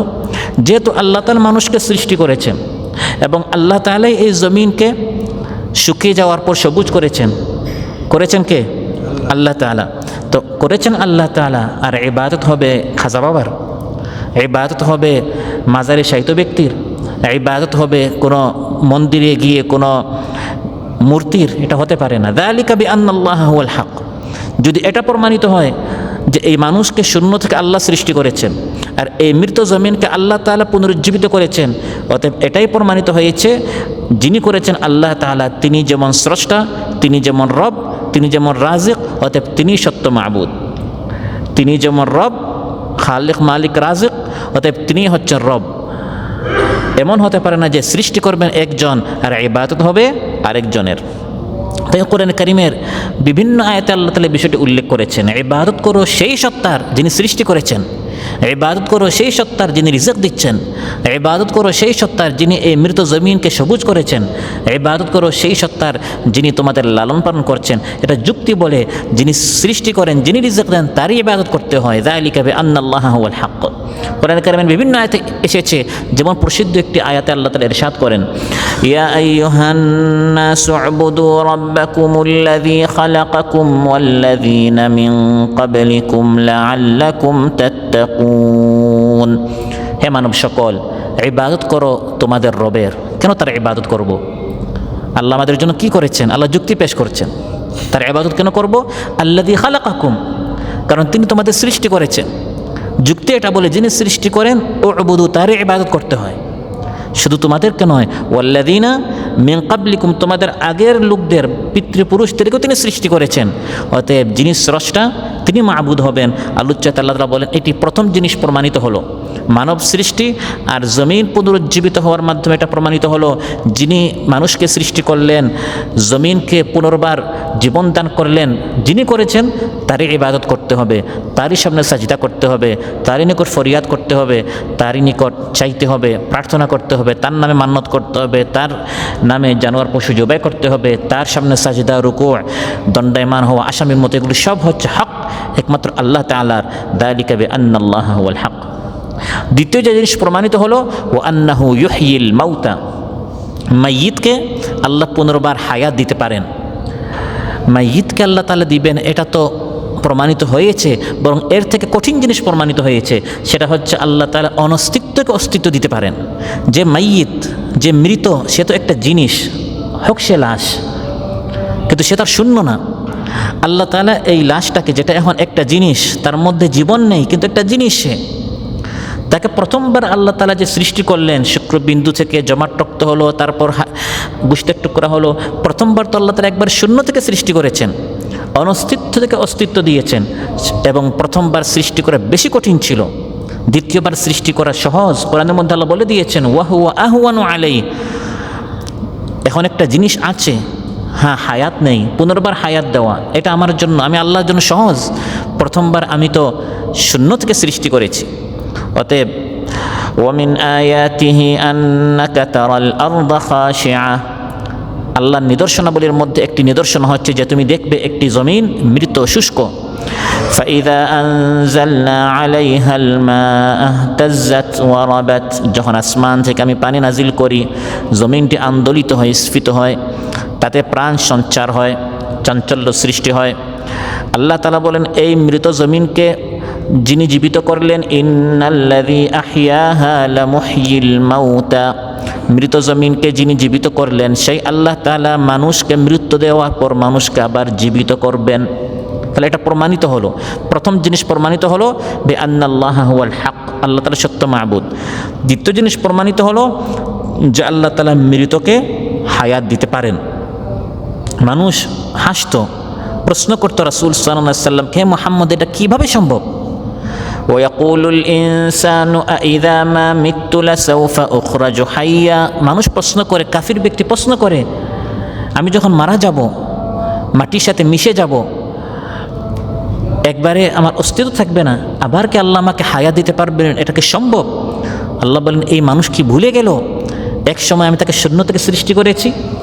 আওয়ালা ইয়াযকুরুল ইনসানু আন্না খালাকনাহু মিন ক্বাবলু ওয়া লাম ইয়াকু শাইআ, মানুষকে ভুলে গেল যে আমি তাকে অতীতে সৃষ্টি করেছি যখন সে উল্লেখযোগ্য কোনো কিছুই ছিল না। আয়াহসাবুল ইনসানু আন ইউতরাকা সুদা, মানুষ কি মনে করে তাকে এমনিই ছেড়ে দেয়া হবে? তাকে অহেতুক অনর্থক পয়দা করা হয়েছে। আলাম ইয়াকু নুতফাতাম মিন মানিয়্যিন ইউমনা, অতীতে এক সময় সে ছিল একটি তুচ্ছ পানি, যা দেহ থেকে বের হওয়ার কারণে গোসল ফরজ হয়ে যায়। এই অবস্থায় এই প্রত্যেকটা মানুষ অতীতের কোনো একটি সময় সে ছিল, সেখান থেকে সুম্মা কানা আলাকাতান ফাখালাকা ফাসাওয়া, তাকে ঝুলন্ত জমাট রক্ত আমি আল্লাহ বানালাম, সৃষ্টি করলাম এবং তাকে সুন্দর একটি দেহ দিলাম। ফাজআলা মিনহু যাওজাইনি যাকারা ওয়াল উনসা, সেখান থেকে জোড়ায় জোড়ায় সৃষ্টি করলাম, কেউ হলো পুরুষ কেউ হলো নারী। যে আল্লাহ তাআলা মানুষকে এভাবে শূন্য থেকে সৃষ্টি করতে পারলেন, ইউহয়িল মাউতা, তিনি কি এই মৃতকে আবার হায়াত দিতে পারেন না? আলাইসা যালিকা বিকাদিরিন আলা আন ইউহয়িয়াল মাউতা, যিনি এটা করতে পারেন, শূন্য থেকে মানুষকে সৃষ্টি করতে পারেন, সেই আল্লাহ তাআলা মানুষকে মৃত্যুর পর পরকালে আখিরাতে কিয়ামতে আবার কি উঠাতে পারেন না? এটা প্রমাণিত হয়েছে আল্লাহ অবশ্যই করতে পারেন। তৃতীয় যে জিনিস প্রমাণিত হয়েছে এটা আরও বড়, সেটা হচ্ছে আন্নাহু আলা কুল্লি শাইইন কাদির। আল্লাহ বলেন মানুষকে শূন্য থেকে সৃষ্টি করা আর মৃত জমিনকে হায়াত দেওয়ার মাধ্যমে শুধু এটা প্রমাণিত হয় না যে আল্লাহ মৃত্যুকে জীবিত করতে পারেন, বরং এটা প্রমাণিত হয়েছে আল্লাহ তাআলা সব কিছু করতে পারেন। সুবহানাল্লাহ, আল্লাহ তাআলা সব কিছু যে করতে পারেন এর মধ্যে একটা হচ্ছে মৃতকে জীবিত করা। শুধু এতটুকু নয়, বরং আল্লাহ বলেন যত কিছু মানুষের ধারণায় অসম্ভব, মানুষ যত কিছুকে অসম্ভব মনে করে তার ধারণায়, আল্লাহর নিকট এই ধরনের অসম্ভব বলতে কিছু নেই। এটা একটা অসম্ভবের মতো আমাদের নিকট শূন্য থেকে একটা জিনিস সৃষ্টি করা। মানুষ শুধু কয়েকটা জিনিস একসাথে জমায়া এক জিনিস আবিষ্কার করে, মূল উপাদানগুলো আল্লাহ তাআলা সৃষ্টি করেন। কিন্তু আল্লাহ তাআলা বিজ্ঞানীদের মতো এরকম কয়েকটা জিনিস একসাথে একত্রিত করেন তা নয়, বরং একেবারে শূন্য থেকে একটা জিনিস নাই থেকে আল্লাহ তাআলা অস্তিত্বে নিয়ে আসেন। তো যিনি এটা করতে পারলেন, আল্লাহ বলেন এটা প্রমাণিত হলো আন্নাহু আলা কুল্লি শাইইন কাদির, আল্লাহ তাআলা সব কিছু করতে পারেন। চতুর্থ যে জিনিস প্রমাণিত হলো ওয়া আন্নাস সাআতা আতিয়াতুল লা রাইবা ফিহা, এটা প্রমাণিত হলো যে কিয়ামত অবশ্যই আসছে, তাতে কোনো সন্দেহ নেই। কাফির মুশরিকরা হাটে ঘাটে মাঠে চলতে ফিরতে যেখানেই বসতো এটাই তাদের আলোচ্য বিষয় ছিল, শুনছো মুহাম্মদ বলে কি এই হায়াতের পর নাকি আরেকটা হায়াত আছে, আবার নাকি আমাদেরকে উঠানো হবে, সেখানে নাকি আমাদের সব কিছুর হিসাব দিতে হবে। কেমন হাস্যকর বিষয়! বাবাকেও শুনি নাই, দাদাকেও শুনি নাই, কাউকে শুনি নাই যে পরকার বলতে কিছু আছে। মুহাম্মদ এই ধরনের কথা বলে। আল্লাহ তাআলা কোরআনে কারীমের 30 পারার মধ্যে প্রায় 10 পারা শুধু আখিরাতকে আলোচনা করেছেন, যে আমার নবী যা বলছেন তা সত্য, অবশ্যই পরকাল হবে, তাতে কোনো সন্দেহ নেই। এই পরকালকে প্রমাণিত করার জন্য, আখিরাতকে প্রমাণিত করার জন্য, এবং আখিরাতে যে আবার সবাইকে উঠানো হবে, পুরস্কার আছে, শাস্তি আছে, এটা প্রমাণ করার জন্য নানা যুক্তি প্রমাণ আল্লাহ উল্লেখ করেছেন। এই আলোচ্যতে বিস্তারিতভাবে আল্লাহ তাআলা এভাবে প্রমাণ পেশ করেছেন ওয়া আন্নাস সাআতা আতিয়াতুল লা রাইবা ফিহা। 30 পারার প্রথম সূরায় আল্লাহ তাআলা বলছেন, তারা পরস্পর জিজ্ঞাসা করে, প্রশ্ন করে, হাসাহাসি করে, সমালোচনা করে। মুহাম্মদ বলে আবার নাকি আমাদেরকে উঠানো হবে। আম্মা ইয়াতাসাআলুন, তারা পরস্পর কোন বিষয়ে আলোচনা করে, সমালোচনা করে, প্রশ্ন করে? আনিন নাবাইল আযীম, সেই মহাসংবাদ সম্পর্কে। সংবাদ, খবর, নিউজ, বর্তমান আমরা ফেসবুক, সোশ্যাল মিডিয়া, গণমাধ্যম ইত্যাদি আমরা শুধু সংবাদ খুঁজি। আল্লাহ বলেন সবচেয়ে বড় সংবাদ হচ্ছে আখিরাত। সুবহানাল্লাহ, এটি হচ্ছে সবচেয়ে বড় নিউজ, সবচেয়ে বড় খবর, সবচেয়ে বড় সংবাদ। আল্লাযী হুম ফীহি মুখতালিফুন, সে বিষয়ে তারা ইখতিলাফ করে, কেউ পক্ষে কেউ বিপক্ষে। আল্লাহ বলেন সবাই এক সময় পক্ষে আসবে যখন তারা জানবে, অতি শীঘ্রই জানবে, যখন সচক্ষে আখিরাত দেখবে, জান্নাত দেখবে, জাহান্নাম দেখবে, কবর দেখবে, সিরাত দেখবে, মিজান দেখবে, তখন তারা কাল্লা সায়ালামুন সুম্মা কাল্লা সায়ালামুন, অতি শীঘ্রই জানবে, বুঝবে, তখন বিশ্বাস করবে আমার নবী যা বলতেন যে পরকাল আছে এটা অবশ্যই সত্য। এবং পঞ্চম যে জিনিস প্রমাণিত হলো ওয়া আন্নাল্লাহা ইয়াবআসু মান ফিল কুবুর, পঞ্চম যে জিনিস প্রমাণিত হলো সেটা হচ্ছে যে আল্লাহ তাআলা কবর থেকে মানুষকে আবার অবশ্যই উঠাতে পারেন। পরকাল হবে এবং সেখানে কবর থেকে অবশ্যই আল্লাহ তাআলা মানুষকে উঠাবেন। সম্মানিত ভাইয়েরা, পরকাল আছে, এই জীবনের পর আরেক জীবন, সেখানে মানুষকে আবার উঠতে হবে, এই সংক্রান্ত আল্লাহ তাআলা আলোচ্য আয়াতে 2টা প্রমাণ দিয়েছেন। কাফির মুশরিকরা হাসাহাসি করতো, উড়িয়ে দিত, আল্লাহ 2টা প্রমাণ দিয়েছেন, না অবশ্যই পরকাল আছে এবং তোমাদেরকে আবার উঠানো হবে। প্রথম প্রমাণ হচ্ছে যে এই মানুষকে আল্লাহ তাআলা শূন্য থেকে সৃষ্টি করতে পেরেছেন, অতএব আবারও সৃষ্টি করতে পারবেন। দ্বিতীয় প্রমাণ দিয়েছেন আলোচ্য আয়াতে যে আল্লাহ তাআলা মৃত জমিনকে জীবিত করতে পারেন, এবং এটা আমরা সচক্ষে কত দেখি যে আল্লাহ তাআলা মৃত জমিনকে আবার হায়াত দিতে পেরেছেন, সে আল্লাহ তাআলা মানুষকে মৃত্যুর পর আবার সৃষ্টি করতে পারেন। এই আয়াতে 2টা প্রমাণ দিয়েছেন, কিন্তু 30 পারা কোরআনে আরও অনেক প্রমাণ আল্লাহ তাআলা দিয়েছেন, যুক্তি দিয়েছেন। যেমন সূরাতুল বাকারায় আল্লাহ তাআলা একটি ঘটনা উল্লেখ করেছেন যে এক ব্যক্তি একটি শহর দিয়ে যাচ্ছিল, সে দেখলো এই এলাকার সবাই মারা গিয়েছে এবং ধ্বংসস্তূপে পরিণত হয়েছে, এমনকি ছাদগুলো একবার মাটির সাথে মিশে গেছে। আও কাল্লাযী মাররা আলা ক্বরিয়াতিন ওয়া হিয়া খাওয়িয়াতুন আলা উরুশিহা ক্বালা আন্না ইউহয়ি হাযিহিল্লাহু বা'দা মাউতিহা, যখন সে এলাকায় গেল, সে বলল এই পুরা ধ্বংসস্তূপকে আল্লাহ তাআলা পরকালে আবার কি উঠাতে পারবেন? এটা কি সম্ভব? আল্লাহ তাআলা এই ব্যক্তির মাধ্যমে আখিরাতকে প্রমাণিত করতে চাইলেন। যে এই কথা বলল, তাফসীরে কেউ কেউ বলেন তার নাম ছিল উযাইর, আবার অন্যান্য নামও এসেছে। তাকে আল্লাহ তাআলা তখনই মৃত্যু দিলেন। ফাআমাতাহুল্লাহু মিআতা আম, 100 বছর এই অবস্থায় সে মৃত ছিল। সুম্মা বাআসা, তারপর আল্লাহ তাআলা তাকে আবার উঠালেন। মারা যাওয়ার পর পরকালের আগে কেউ উঠে না, কিন্তু আল্লাহ চাইলে উঠাতে পারেন কিনা? এই ব্যক্তিকে আল্লাহ তাআলা আবার উঠালেন। ক্বালা কাম লাবিসতা ক্বালা লাবিসতু ইয়াওমান আও বা'দা ইয়াওম, এই ব্যক্তিকে যখন আল্লাহ তাআলা আবার উঠালেন, জিজ্ঞাসা করলেন এই তুমি যে এখানে মৃত ছিলে কতদিন? 100 বছর ছিল।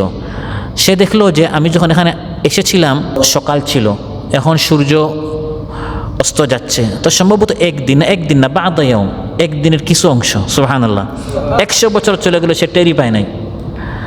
আল্লাহ তাআলা বলেন قال بل لبثت 100 عام, একদিন বা একদিনের অংশ নয়, এখানে তুমি 100 বছর ছিলে। فانظر إلى طعامك وشرابك لم يتسنه, তোমার সাথে যে খাবার ছিল, পানীয় ছিল, দেখো তোমার পানাহার তোমার পার্শ্বে পচে নাই। সুবহানাল্লাহ, আল্লাহ দেখাতে চান যে আল্লাহ তাআলা চাইলে যে জিনিস দ্রুত পচে যায়, মানুষের শরীর আগে পচে না, খাবার আগে পচে। খাবার একদিনও থাকতে পারে না, এই খাবারটা আল্লাহ তাআলা 100 বছর অক্ষুণ্ণ রেখেছেন, পচে নাই। কিন্তু তুমি যে গাধার উপর ছিলে, দেখো ওয়ানদুর ইলা হিমারিকা ওয়ালিনাজআলাকা আয়াতাল লিন্নাস ওয়ানদুর ইলাল ইযামি কাইফা নুনশিজুহা সুম্মা নাকসুহা লাহমা, যে গাধার উপর তুমি ছিলে, সুয়ার ছিলে, তুমি দেখো এটা পুরাটা কঙ্কাল হয়ে গেছে, তোমার চোখের সামনে এখন এটাকে আমি আবার জীবিত করব, গোশত দ্বারা এটাকে আবার আমি পোশাকের মতো আবার এর উপর আমি গোশত দিব। তার চোখের সামনে আল্লাহ তাআলা এই মৃত গাধাকে আবার সৃষ্টি করলেন, আবার পুনরুজ্জীবিত করলেন, আর প্রমাণিত করলেন যে আল্লাহ তাআলা পরকালে মানুষকে আবার পুনরুজ্জীবিত করতে পারেন। সুবহানাল্লাহ। তারপর সূরাতুল কাহফের লম্বা ঘটনা আল্লাহ তাআলা উল্লেখ করেছেন। 300 বছরের চেয়ে বেশি একদল যুবককে আল্লাহ তাআলা শুয়ে রাখলেন, তারপর নিদ্রা থেকে আল্লাহ তাআলা তাদেরকে উঠালেন। এই কাহিনী কেন, এখান থেকে আমরা কি শিখলাম? আল্লাহ তাআলা একটি শিক্ষা উল্লেখ করছেন, ওয়াকাযালিকা আ'সারনা আলাইহিম লিয়া'লামু আন্না ওয়া'দাল্লাহি হাক্কুন ওয়া আন্নাস সাআতা লা রাইবা ফিহা, কিয়ামত যে সত্য, কোনো সন্দেহ নাই, কিয়ামত যে অবশ্যই আছে, মৃত্যুর পর যে আল্লাহ তাআলা আবার মানুষকে সৃষ্টি করতে পারবে, এটা প্রমাণিত করার জন্য এই একদল যুবককে আল্লাহ তাআলা প্রায় 300 বছর ঘুমন্ত অবস্থায় রাখার পর আল্লাহ তাআলা তাদেরকে আবার উঠিয়েছেন। এটা প্রমাণ করার জন্য যে এই মানুষকে 300 বা 3000 বছর আল্লাহ তাআলা কবরে রাখার পর আবার উঠাতে পারেন। সুবহানাল্লাহ। তারপর ইব্রাহিম আলাইহিস সালাম আল্লাহকে বললেন, হে আল্লাহ, পরকালে তুমি তো মানুষকে আবার উঠাবে, আমি এটা স্বচক্ষে দেখতে চাই। وَإِذْ قَالَ إِبْرَاهِيمُ رَبِّ أَرِنِي كَيْفَ تُحْيِي الْمَوْتَى, হে আল্লাহ, পরকালে তুমি মানুষকে আবার উঠাবে, এটা কিভাবে? আল্লাহ বলেন, قَالَ أَوَلَمْ تُؤْمِنْ, হে ইব্রাহিম, প্রশ্ন করছো কেন? অভিযোগ বা আপত্তি পাল্টা প্রশ্ন করছো, তোমার কি ঈমান নাই? তিনি বললেন, قَالَ بَلَى وَلَكِنْ لِيَطْمَئِنَّ قَلْبِي, হে আল্লাহ, আমার ঈমান আছে। সুবহানাল্লাহ। কিন্তু এক জিনিস দেখে ফেললে তখন ঈমান বেড়ে যায়, আমি চাচ্ছি জিনিসটা স্বচক্ষে দেখতে, তখন আমার ঈমান আরও মজবুত হবে। আল্লাহ তাআলা বললেন, قال فخذ 4 من الطير فصرهن إليك ثم اجعل على كل جبل منهن جزءا ثم ادعهن يأتينك سعيا واعلم أن الله عزيز حكيم। আল্লাহ তাআলা বলেন, হে ইব্রাহিম, আমি আল্লাহ তাআলা যে আবার সৃষ্টি করতে পারবো, মানুষকে মৃত্যুর পর আবার যে জীবন দিতে পারবো, তুমি স্বচক্ষে দেখার জন্য এক কাজ করো, 4টি পাখি নাও, 4 পাখিকে তুমি জবাই করো, তারপর এর অংশগুলো মিক্স করে ফেলো, মিক্স করার পর এক এক পাহাড়ে এক এক অংশ রাখো, এক এক পাহাড়ে এক এক পাখির আলাদা আলাদা অংশ থাকবে। তারপর তুমি দাঁড়িয়ে পাখিগুলোর নাম নিয়ে নিয়ে ডাকো, তুমি দেখবে পাখিগুলো তার অংশগুলো এক অংশের সাথে আরেক অংশ মিলিত হয়ে তোমার দিকে এগুলো ছুটে চলে আসবে। যখন তিনি এটা দেখলেন তখন তার ঈমান বেড়ে গেল। তারপর প্রতিদিন যে আমরা ঘুমাই, এটাকে বলা হয় আল মাউতাতুস সুগরা, ছোট মৃত্যু। যে আল্লাহ তাআলা এই ঘুমের পর আমাদেরকে আবার উঠাতে পারেন, সেই আল্লাহ তাআলা মানুষকে মৃত্যুর পর আবার উঠাবেন। এই প্রতিদিনের ঘুমটাই হচ্ছে প্রমাণ যে আল্লাহ তাআলা আবার পুনরুজ্জীবিত করবেন। এজন্য সহিহ বুখারীতে এসেছে, মহানবী সাল্লাল্লাহু আলাইহি ওয়াসাল্লাম ঘুম থেকে উঠে প্রথম যে দোয়া পড়তেন, হুযায়ফা থেকে বর্ণনা রাদিয়াল্লাহু আনহু, কানা নবী সাল্লাল্লাহু আলাইহি ওয়াসাল্লাম ইযা ইসতাইকাযা মিন মানামিহি, ঘুম থেকে উঠে তিনি প্রথম যে কথা বলতেন সেটা হচ্ছে আলহামদুলিল্লাহিল্লাযী আহইয়ানা বাদা নাওমিনা, নয় বাদা কি, বাদামা আমাতানা, এটাকে মাউত বলা হয়েছে। আলহামদুলিল্লাহিল্লাযী আইকাযানা, যিনি আমাদেরকে জাগ্রত করেছেন, এটা বলেন না, বরং বলেছেন আল্লাযী আহইয়ানা, যিনি হায়াত দিয়েছেন। তার মানে আমরা মৃত ছিলাম। আলহামদুলিল্লাহিল্লাযী আহইয়ানা বাদামা আমাতানা, ঘুমকে মাউত বলা হয়েছে, আর ঘুম থেকে উঠাকে জাগ্রত বলা হয় নাই, জীবন বলা হয়েছে। সমস্ত প্রশংসা সেই মহান রবের, যিনি আমাদেরকে মৃত্যুর পর আবার জীবন দিয়েছেন।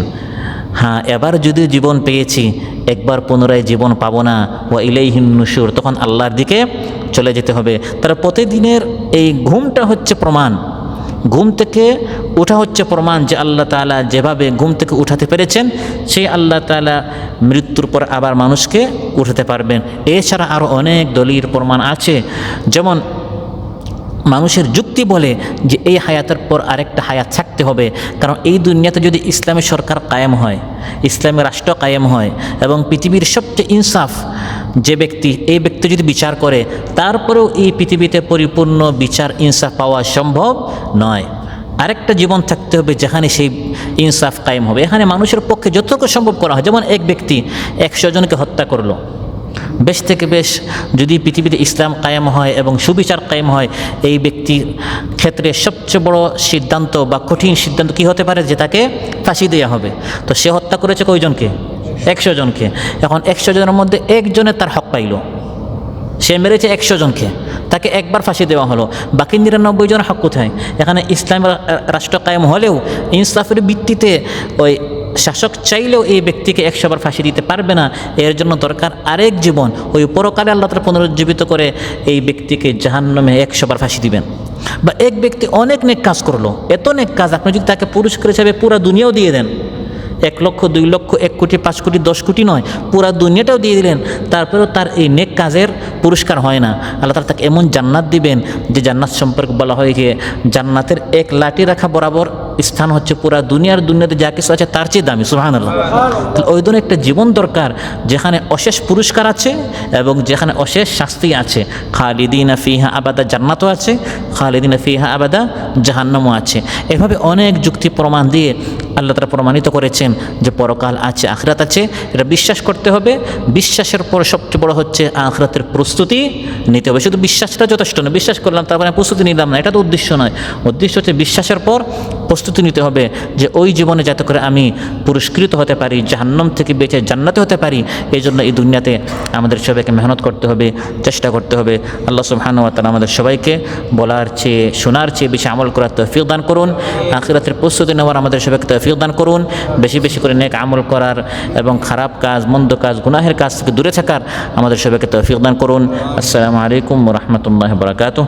সুবহানাকাল্লাহুম্মা বিহামদিক, আশহাদু আল্লা ইলাহা ইল্লা আনতা, আস্তাগফিরুকা ওয়া আতুবু ইলাইক।